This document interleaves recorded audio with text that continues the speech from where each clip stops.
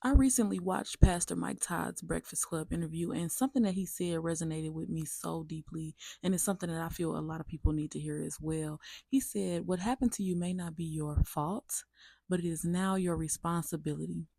What happened to you may not be your fault, but it is now your responsibility." There are so many of us, carrying around so much trauma from our childhood and from our past period. It doesn't even have to be when you were a child, but something that negatively affected you in the past. And so you go on and you tell these stories to different people about why you are the way you are.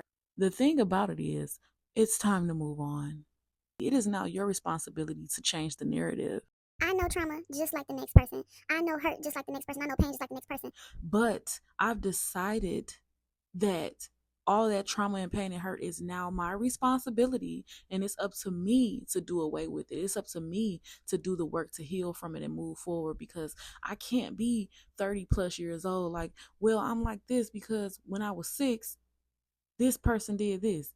Or I'm like this because when I was 20, this person hurt me this way. Honey, do you want to heal or not? Do you want to heal or not?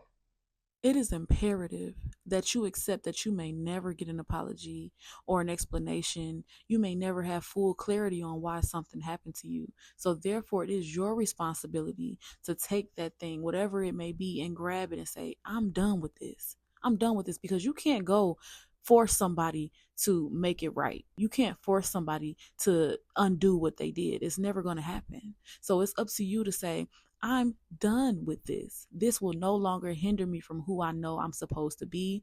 This will no longer keep me up at night. This will no longer make me break down and cry.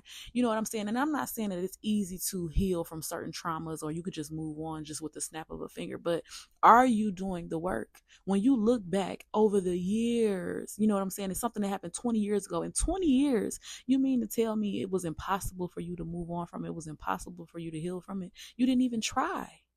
I won't lie. It's kind of giving, oh, my hair won't grow because my mama permed my hair when I was 6. Do you see the connection? Do you see how there are so many things, so many different things that a person could have done since age 6 to repair their hair, but they chose not to? They chose not to repair the damage. It was easier, or it was more interesting to say, oh, when I was 6, well, baby, you about 60 now. So, Where are we going with this? Like, do you want to heal or not? and let me be totally clear before it gets misinterpreted, I am not victim shaming or victim blaming or anything of that nature. The bigger question is, at what point do we actually try to move on from what pained us and what crippled us for so long? When do we actually try to do the work to help ourselves heal?